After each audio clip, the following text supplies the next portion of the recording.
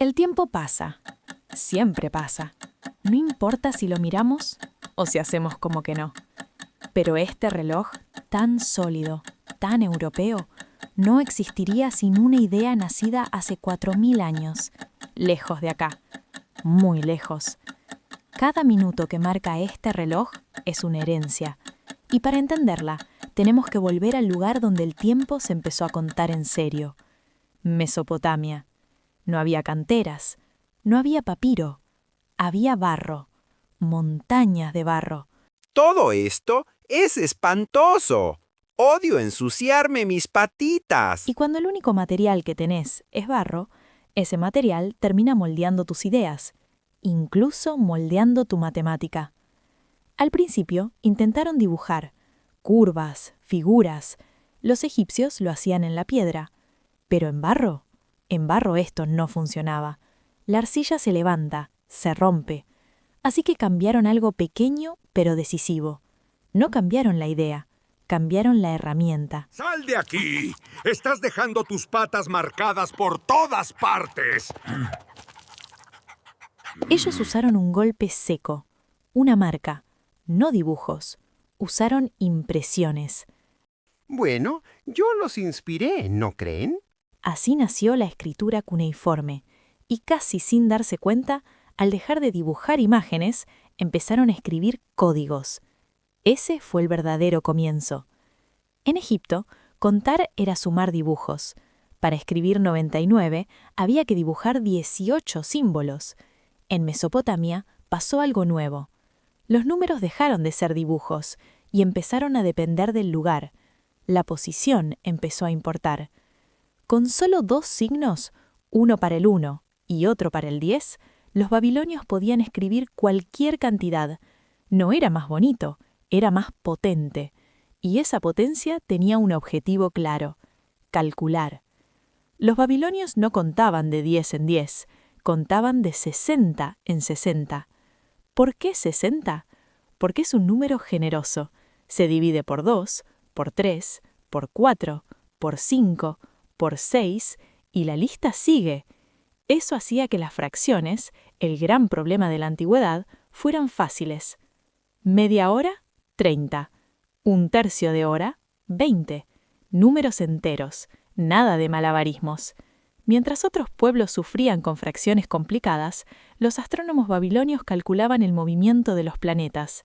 El tiempo, por primera vez, podía medirse con precisión. Pero esta matemática brillante tenía un problema. Nadie la entendía. Durante siglos, las tablillas fueron solo barro con marcas extrañas.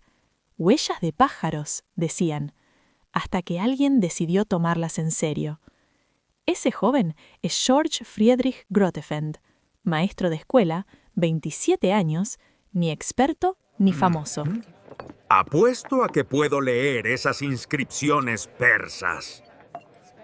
¡Dale, campeón, tú puedes! Grotefend no sabía leer persa antiguo. Pongámonos en contexto. En esa época no había diccionarios, y menos aún existía Google, pero tenían a la lógica de su lado. Grotefend pensó, buscó patrones, frecuencias, estructuras. Rey de reyes. Hijo de... Y notó un detalle político clave. El padre no era rey. Con lógica, no con traducciones, hizo hablar al silencio. Con gran entusiasmo, Grotefend presentó su trabajo ante la Academia de Ciencias de Alemania. La respuesta oficial fue: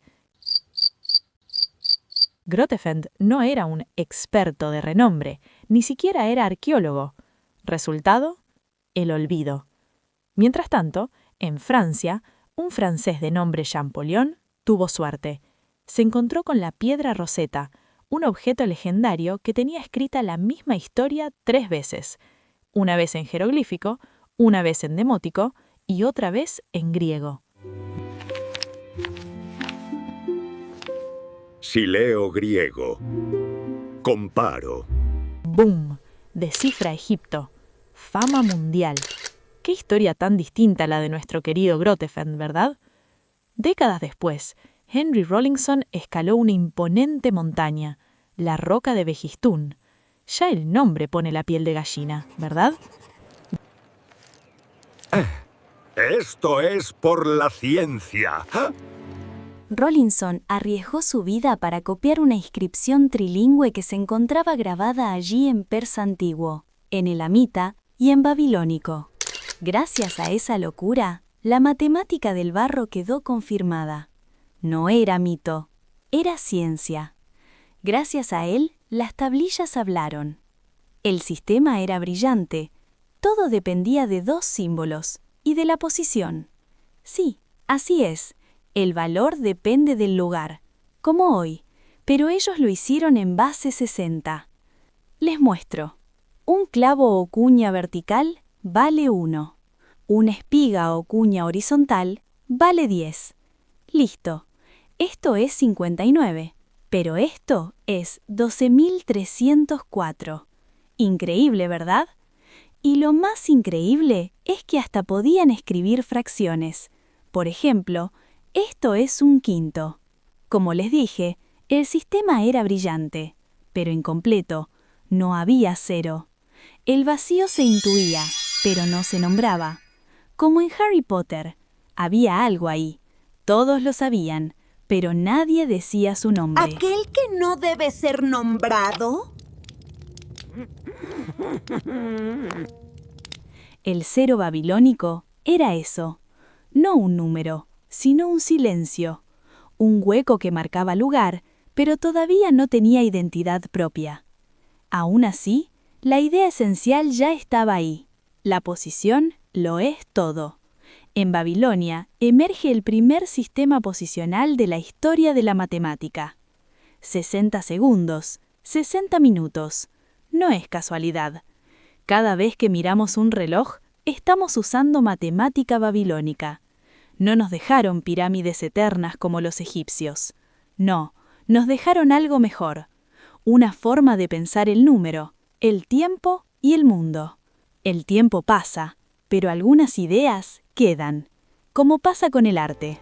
¿Es por eso que dicen que las matemáticas son un arte?